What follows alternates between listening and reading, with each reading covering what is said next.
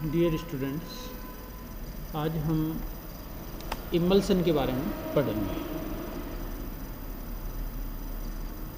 अब तक जो हम पढ़ रहे थे उसका नाम दे रहे थे ओनली सोल। केवल सोल लिखा है, इसका मतलब होता है विक्षिप्त माध्यम, डिस्पर्शन मीडियम लिक्विड होता है और डिस्पर्स्ड फेज, विक्षिप्त जो प्रावस्था होती है वह है सॉलिड होता है। मतलब द्रव्य में ठोस घुला हुआ होता है, तब हम उसको ओनली सोल बोलते हैं।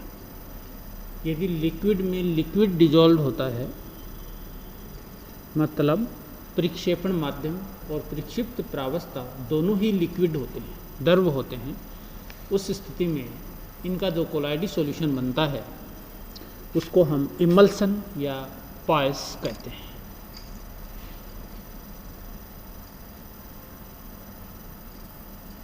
एक द्रव्य की सूक्ष्म बूंदों का दूसरे द्रव्य में परिक्षेपण डिस्पर्शन हो जाता है, तो जो सोल बनता है उसको हम पायस कहते हैं। मतलब एक लिक्विड में दूसरे लिक्विड की जो ड्रॉप्स होती हैं वो डिजॉल्व होती हैं, घुलती हुई होती हैं।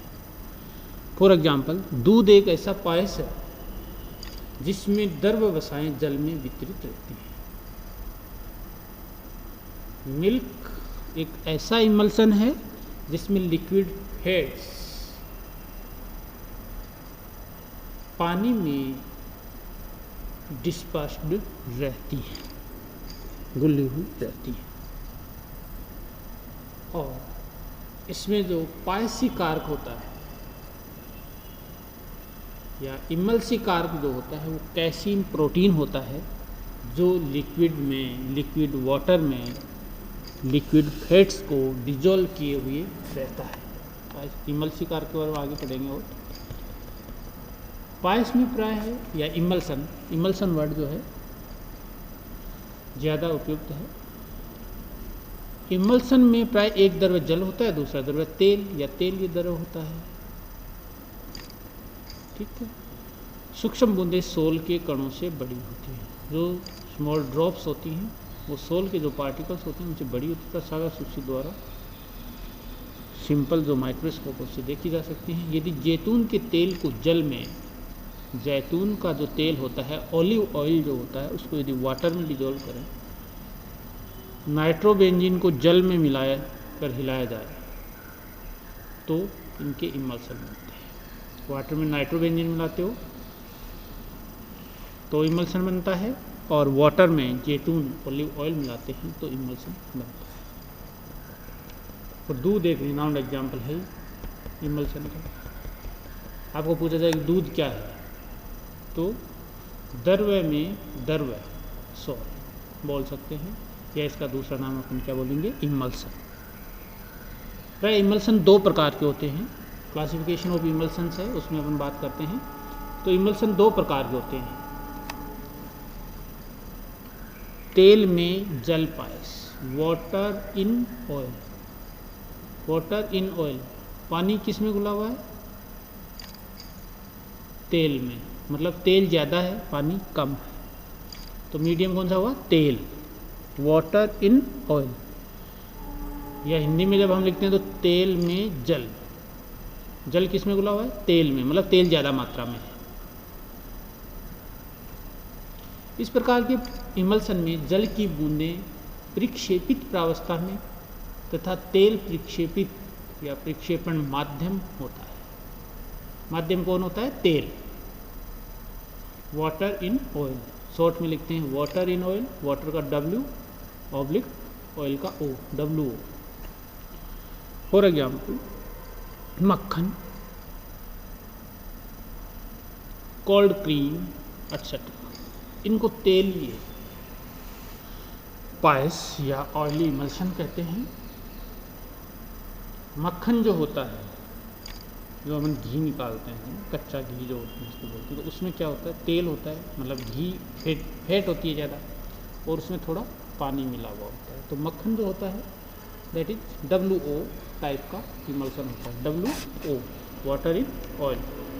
एंड कोल्ड क्रीम्स जो यूज करते हैं, दूसरा जो है इसका टाइप है वो क्या है, जल में तेल। जल में मतलब ज़्यादा मात्रा में कौन है, जल, और उसमें क्या घुला हुआ है, तेल। तो oil in water, OW, oil in water emulsion. इसमें तेल की बूंदें, oil drops are dispersed in water dispersion medium. इसमें तेल की बूंदें प्रक्षेपित प्रावस्था में तथा जल प्रक्षेपण माध्यम के रूप में काम करता है। उदाहरण दूध, वैनिशिंग क्रीम एक्सेट्रा। अब आपको पूछा जाता है दूध क्या है, तो दूध में क्या है, जल ज़्यादा मात्रा में है और तेल कम मात्रा में। और जब दूध से मक्खन बनाते हैं तो तेल ज़्यादा हो जाता है और जल कम हो जाता है। तो दूध तो क्या है, OW, ऑयल इन वाटर। और मक्खन क्या हो जाता है, वाटर इन ऑयल। एग्जाम्पल दे रखे हैं, जल में तेल OW, जल में मतलब जल ज़्यादा है, वाटर ज़्यादा है, लिखा है ना, वाटर और ऑयल। तेल में मतलब तेल ज़्यादा है और वाटर ये जो डिस्पर्स्ड फेज के रूप में है। प्रक्षेपित प्रावस्था व प्रक्षेपण माध्यम के अनुपात को बदलकर इन इमल्सन्स को एक दूसरे में बदल सकते हैं। अर्थात OW से WO या WO से OW बनाया जा सकता है, इजीली बात है। एक की क्वांटिटी बढ़ा देंगे, वाटर ज़्यादा कर देंगे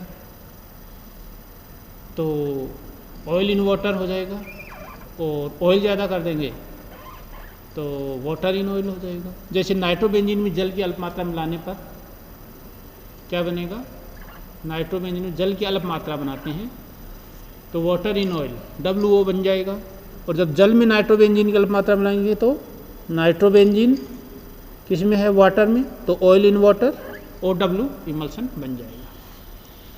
इमल्सन बनाने की विधियाँ, methods of preparation of emulsion.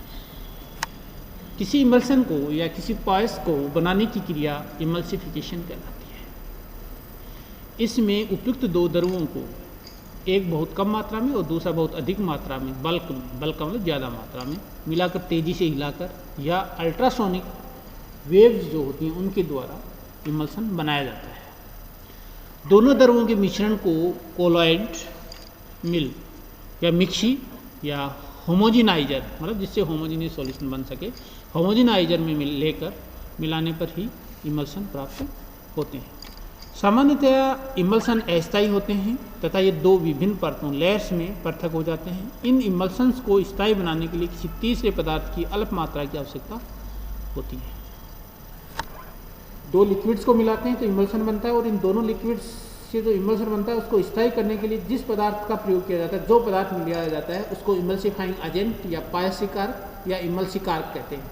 जैसा कि मैंने स्टार्टिंग में आपको बताया था कि जब दूध होता है तो दूध में एक कैसिन प्रोटीन होता है, आपने नाम सुना होगा, और उस कैसिन प्रोटीन के कारण ही जो दूध होता है वो स्थायी इमल्सन के रूप में काम करता है। सामान्यतः पायसीकारक के रूप में साबुन, अपमार्जक, प्रोटीन, गम, एगार आदि का प्रयोग करते हैं। साबुन तथा अपमार्जकों में पायसीकारक या इमल्सिफायर गुण के कारण ही इनका उपयोग कपड़े व बर्तन धोने के अपमार्जक के रूप में किया जाता है। साबुन और अपमार्जक प्रोटीन, गम, एगार आदि का प्रयोग करते हैं, किसके रूप में, पायसीकारक के रूप में।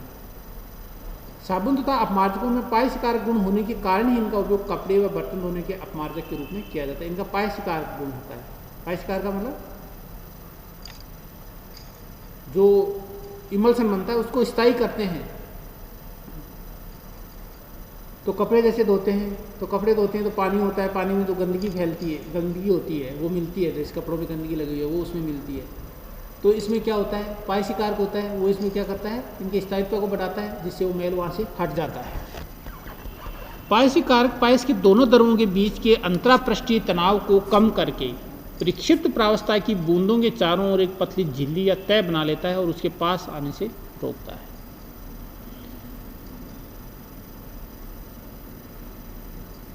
इंटरसरफेस जो टेंशन होता है उसको कम करता है, कौन, पायसीकारक। और जो प्रक्षिप्त प्रावस्था होती है, डिस्पर्स्ड फेज, जो कम मात्रा में होती है, उसकी बूंदों के चारों ओर एक थिन लेयर, पतली झिल्ली बना लेता है, मेम्ब्रेन टाइप सतह बना लेता है और उनको पास आने से रोकता है, जिससे वो आपस में क्रिया करके डिस्ट्रॉय हो ना हो या कोएगुलेट ना हो। फॉर एग्जाम्पल, केरोसिन में जल का पाइस बनाने के लिए, केरोसिन में जल का पाइस बनाना है, डायरेक्टली यदि बनाते हैं तो आसान नहीं है क्योंकि केरोसिन ऊपर आ जाता है। तो उसके लिए हम क्या करते हैं, काजल के कण, सूट पार्टिकल्स, पाइस शिकार का कार्य करते हैं, उसमें सूट पार्टिकल्स मिला देते हैं। देखिए कैसे, इसमें वाटर है और ये केरोसिन है, ठीक है। अब ये जो वाटर की ड्रॉप है, अपन ने कौन सा बना रखा है, वाटर इन ऑयल। ऑयल ज़्यादा मात्रा में ना, मैंने आपको पहले बताया था, इसमें ये गलत लिख दिया था, मैंने कर दिया इसको डब्ल्यू, वाटर इन ऑयल। तो इसके अंदर वाटर कम मात्रा में है, तो इसके चारों तरफ देखिए सूट पार्टिकल्स अपने कुछ मिला दिए, तो ये वाटर जो है, उस वाटर की जो ड्रॉप है उसके चारों तरफ सूट पार्टिकल्स लेयर बना लेते हैं। अदरवाइज वाटर इसमें डिजोल्व होता नहीं है केरोसिन में, वो अलग हो जाएगा और केरोसिन अलग हो जाएगा। तो soot particles behave as a emulsifier. And इसमें भी ओलिव ऑयल में वाटर का बनाया तो इसमें भी कोई इमल्सिफायर मिला देते हैं। तो इमल्सिफायर क्या करता है, इंटरसरफेस जो टेंशन होता है, उनके बीच में जो तनाव होता है उसको कम करता है, कि दूर भगाने का जो प्रयास किया जाता है तनाव के कारण वो नहीं हो पाता है, जिस कारण से इमल्सिफायर की उपस्थिति में स्थायी इमल्सन बनते हैं। एप्लीकेशंस ऑफ इमल्सन्स, दैनिक जीवन में इमल्सन्स की क्या क्या उपयोग हैं। Number 1, metallurgy. मेटालर्जी जानते हो, धातु कर्म, जो अयस्क होता है, ओर होता है, उससे धातुओं को अलग करने का जो कार्य होता है।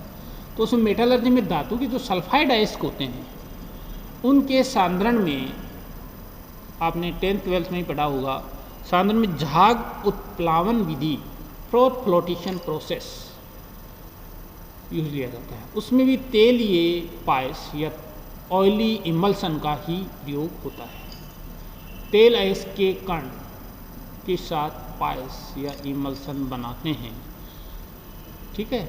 मेटल्स के जो सल्फाइड अयस्क होते हैं उसको फ्रोथ फ्लोटेशन प्रोसेस के द्वारा अलग किया जाता है, कि झाग पलवन विधि, झाग आ जाए उस पर, तो उसके लिए उसमें क्या करते हैं, ऑयली पायस का प्रयोग किया जाता है। तो आपको बोला जाए कि फ्रोथ फ्लोटेशन मेथड है, उसमें क्या यूज होता है, इमल्सिफायर यूज किया जाता है, या पाइस जो है वो यूज किया जाता है, इमल्सन यूज किया जाता है। डिफरेंट टाइप्स की ड्रग्स हैं, ड्रग्स मतलब औषधि जो अपन खाने के रूप में लेते हैं, कम मात्रा में होती है तो वो औषधि होती है, और ज़्यादा होती है तो ड्रग बन जाती है, लेकिन वर्ड इंग्लिश में इसका एक ही है, ड्रग। कई औषधियाँ मेडिसिन्स बोल सकते हैं हम, कई औषधियाँ मरहम, मरहम मतलब किसी घाव पे क्रीम लगाते हैं ना, उसी को मरहम भी बोलते हैं, जले हुए भी लगाते हैं, मरहम होती है, लोशन आदि विभिन्न प्रकार के पायस ही होते हैं। Cod liver oil, B complex आदि पायस हैं। Cod liver oil vitamin A के रूप में जो ऑयल यूज में लिया जाता है, that is emulsion. B complex that is emulsion, जो कैप्सूल है। मानव शरीर में होने वाली पाचन क्रिया पायसीकरण के बिना संभव नहीं है।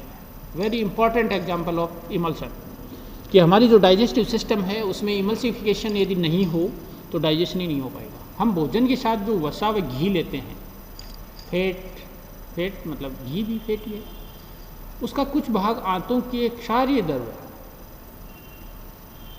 एल्कली लिक्विड होता है, उसके द्वारा सोडियम साबुन में बदल जाता है। सोडियम का जो साबुन होता है fatty acids, sodium fatty acid में कन्वर्ट हो जाता है।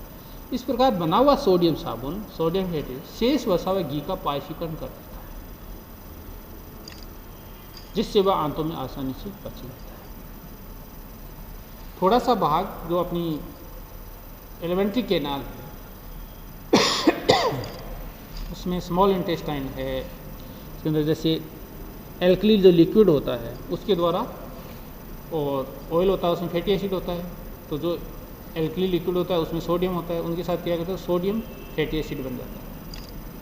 और सोडियम फैटी एसिड होता है वो क्या होता है, और जो वसा और घी उसको भी डिजोल्व करने का या घोलने का काम करता है, जिससे डाइजेशन आसानी से हो जाता है। साबुन तथा मार्जों के पायसीकारक गुण के कारण ही इनका उपयोग कपड़े व बर्तन आदि धोने में किया जाता है, पहले बता चुका। दूध very important example of emulsion. और पायस, ये जल में वसा का पायस है, याद रखना। वाटर इन ऑयल, पानी ज़्यादा होता है। इसमें एल्बुमिन तथा कैसीन पायसीकारक, एल्बुमिन तथा कैसीन पायसीकारक हैं। जनरली कैसीन पायसीकारक होता है। और दूधिया भी आसानी से पानी मिला लेता है, इसमें इजीली घुल जाता है। फिनाइल एंड लाइसोल, फिनाइल जो पोछा लगाने में यूज़ करते हैं फिनाइल है, लाइसोल है, वो भी अपन सफाई में कीटाणुनाशक के रूप में, जीवाणुनाशक के रूप में यूज़ करते हैं। ये सारे के सारे क्या हैं, सब इमल्सन है। बाकी इसके बाद है डीमल्सिफिकेशन, नेक्स्ट वीडियो में